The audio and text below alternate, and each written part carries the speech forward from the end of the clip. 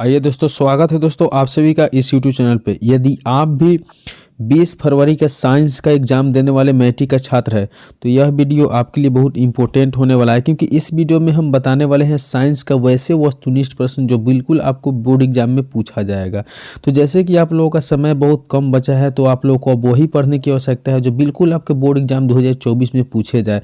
तो चलिए देरी नहीं करते हुए इस वीडियो को शुरू करते हैं। उससे पहले बता दें कि आप लोगों का जो है साइंस का पेपर में कुल मिला के 80 ऑब्जेक्टिव प्रश्न पूछे जाते हैं, जिनमें से किन्हीं 40 वस्तुनिष्ठ प्रश्नों का सही उत्तर आपको OMR शीट में देना होता है। यह सबको पता है।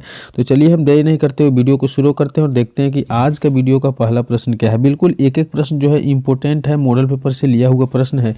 दिया हुआ है कि प्रकाशिक माध्यम कितने प्रकार के होते हैं। प्रकाशिक माध्यम कितने प्रकार के होते हैं। ऑप्शन ए में 1 है, ऑप्शन बी में 2 और ऑप्शन सी में 3 और ऑप्शन डी में 4।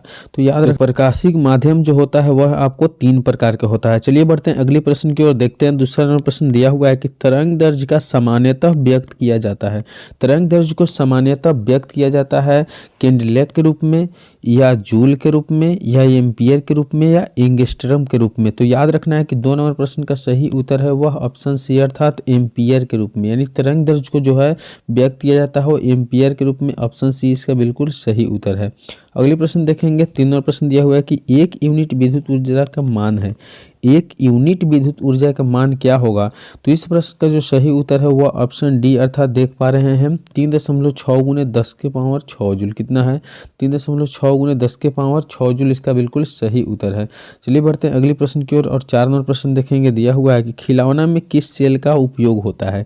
खिलौना में किस सेल का उपयोग होता है। तो 4 नंबर प्रश्न का सही जो उत्तर हो जाएगा वह सूखा सेल हो जाएगा। खिलौना में जो है सूखा सेल का उपयोग किया जाता है। बिल्कुल एक एक प्रश्न इंपॉर्टेंट है आपके बोर्ड एग्जाम के लिए, तो आप वीडियो को शुरू से अंत तक जरूर देखिएगा। चलिए हम देखेंगे। 5वां प्रश्न दिया हुआ है कि सभी जीव जंतुओं के लिए ऊर्जा का अंतिम स्रोत है। सभी जीव जंतुओं के लिए ऊर्जा का अंतिम स्रोत क्या है। तो याद रखना है कि सूर्य का प्रकाश जो है ऊर्जा का अंतिम स्रोत है। यदि आप अभी तक वीडियो को लाइक नहीं किए तो बिल्कुल लाइक करके, चैनल पर पहली बार आए हैं तो सब्सक्राइब कर लेना है, क्योंकि इस तरह के लेटेस्ट वीडियो आपको हमेशा देखने के लिए मिलते रहेगा।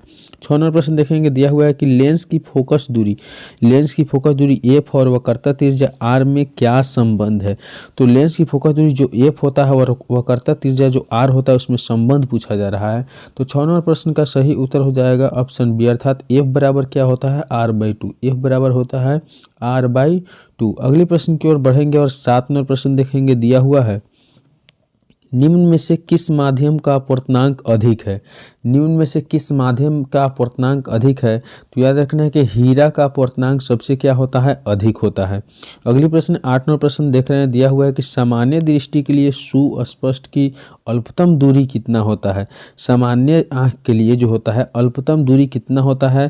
तो याद करके रखना है कि इसकी जो सही उत्तर है ऑप्शन बी अर्थात 25 सेंटीमीटर होता है। कितना होता है 25 सेंटीमीटर होता है स्वच्छ आँखों के लिए न्यूनतम दूरी। अगले प्रश्न 9 नंबर प्रश्न देख रहे हैं। दिया हुआ है कि श्वेत प्रकाश का कौन सा रंग किसी प्रिज्म से गुजरने के पश्चात सबसे कम झुकता है, यानी सबसे कम विचलन किसका होता है। तो श्वेत प्रकाश का जो कौन सा रंग है वो सबसे कम विचलित होता है। इस प्रश्न का सही उत्तर है लाल, क्योंकि ऑप्शन सी इसका बिल्कुल सही उत्तर है। जब प्रिज्म से होकर 7 रंग का गुजरता है तो सबसे कम झुकाव लाल के होता है, यानी सबसे ऊपरी भाग पे लाल होता है। ठीक है।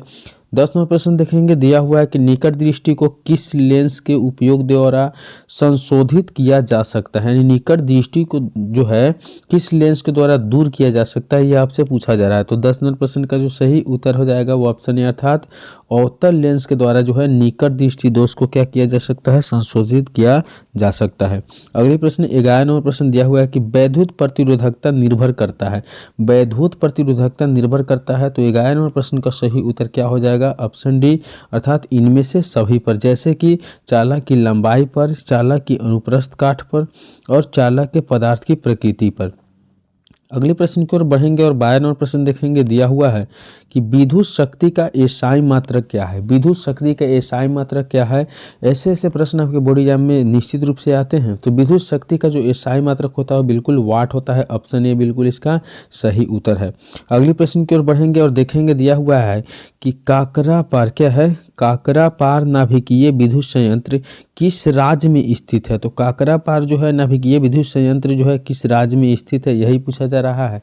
13 नंबर प्रश्न का सही उत्तर हो जाएगा गुजरात, क्योंकि गुजरात में जो है काकरापार क्या है, नाभिकीय विद्युत संयंत्र अवस्थित है। अगले प्रश्न की ओर बढ़ेंगे। 14 नंबर प्रश्न देखेंगे, दिया हुआ है कि निम्न में से कौन सा कथन सत्य नहीं है। निम्न में से कौन सा कथन सत्य नहीं है, तो 14 नंबर प्रश्न का सही उत्तर हो जाएगा ऑप्शन डी, अर्थात हरे विद्युत रोधन वाला तार प्रायः विद्युत नय क्या है, विद्युतमय तार होता है।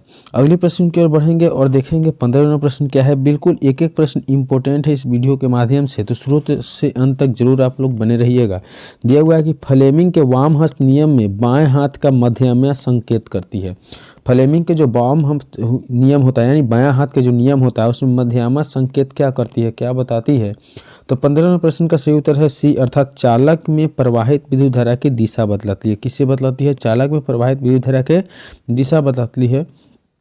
अगले प्रश्न 16 नंबर प्रश्न देखेंगे, दिया हुआ है कि चुंबक के भीतर चुंबकीय क्षेत्र रेखाओं की दिशा क्या होती है। चुंबक के भीतर चुंबकीय क्षेत्र रेखाओं का दिशा क्या होती है, यह पूछा जा रहा है। तो 16 नंबर प्रश्न का जो सही उत्तर हो जाएगा वो आपका होता है उत्तर ध्रुव से दक्षिण ध्रुव की ओर। कहाँ होता है, उत्तर ध्रुव से दक्षिण ध्रुव की ओर, इसलिए ऑप्शन इसका ए बिल्कुल सही उत्तर है। अगले प्रश्न 17 नंबर प्रश्न दिया हुआ है कि नाभिकीय ऊर्जा का स्रोत निम्न में से कौन सा है। नाभिकीय ऊर्जा का स्रोत जो है निम्नलिखित में कौन सा है, तो इसका जो सही उत्तर हो जाएगा ऑप्शन ए, अर्थात यूरेनियम जो है नाभिकीय ऊर्जा का एक स्रोत है। अगले प्रश्न की ओर बढ़ेंगे। 18 नंबर प्रश्न देखेंगे, दिया हुआ है कि जिप्सम का रासायनिक सूत्र क्या है। जिप्सम का रासायनिक सूत्र क्या है, तो 18 नंबर प्रश्न का सही उत्तर जो है आपका CaSO4 इंटू 2H2O क्या है, CaSO4 इंटू 2H2O जो है जिप्सम का रासायनिक सूत्र है।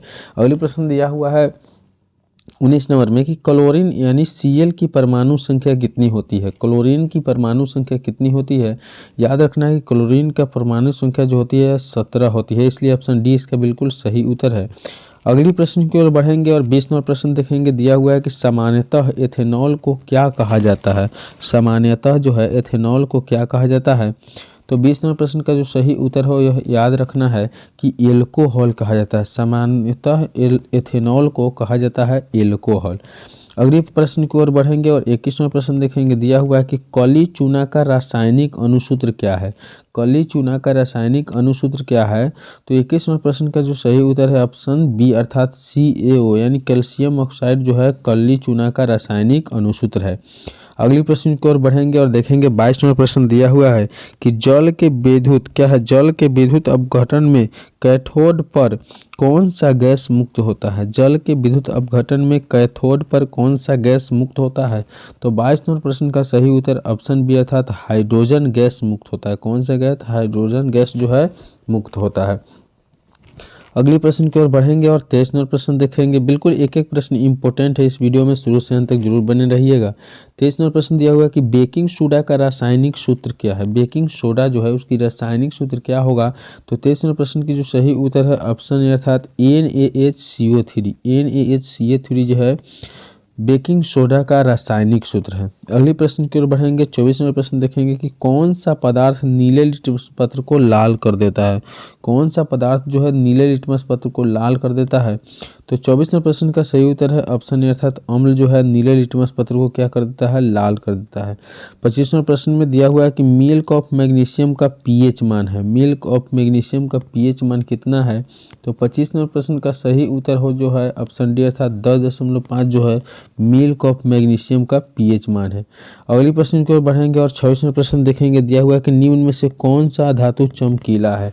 निम्न में से कौन सा अधातु जो है वह चमकीला है, तो 26 नंबर प्रश्न का सही उत्तर है ऑप्शन ए, अर्थात आयोडीन जो होता है बिल्कुल चमकीला होता है।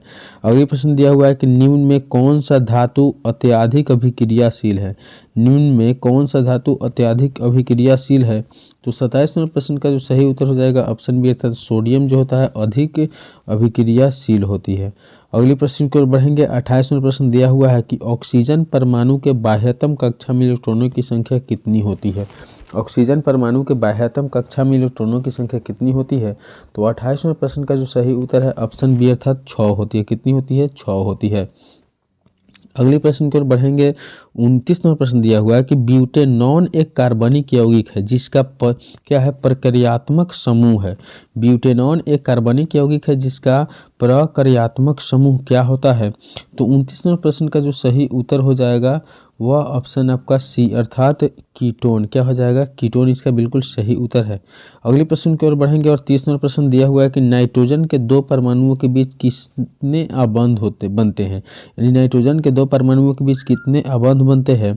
तो 30 नंबर प्रश्न का जो सही उत्तर हो जाएगा वह ऑप्शन सी अर्थात त्रिअबंध बनते हैं। कितने बनते हैं, त्रिअबंध। अगली प्रश्न दिया हुआ है कि एल्केन का सामान्य सूत्र है। एल्केन का सामान्य सूत्र क्या है। तो 31 नंबर प्रश्न का सही सूत्र है CnH2n जो है एल्कीन का सामान्य सूत्र है। अगले प्रश्न की ओर बढ़ेंगे और 32 नंबर प्रश्न देखेंगे। दिया हुआ है कि आधुनिक आवर्त सारणी में आवर्तों की संख्या है। आधुनिक आवर्त सारणी में आवर्तों की संख्या कितना है। तो 32 नंबर प्रश्न का सही उत्तर ऑप्शन ए अर्थात 7 है। ठीक है, तो इस वीडियो में इतना ही। इस वीडियो में 1 से 32 प्रश्न बताया गया है। आशा करते हैं कि वीडियो आपको अच्छा लगा हो, तो एक लाइक ज़रूर कर दीजिएगा। चैनल पर पहली बार आए हैं तो सब्सक्राइब कर लीजिएगा। चलिए मिलेंगे अगली वीडियो में, तब तक के लिए बाय।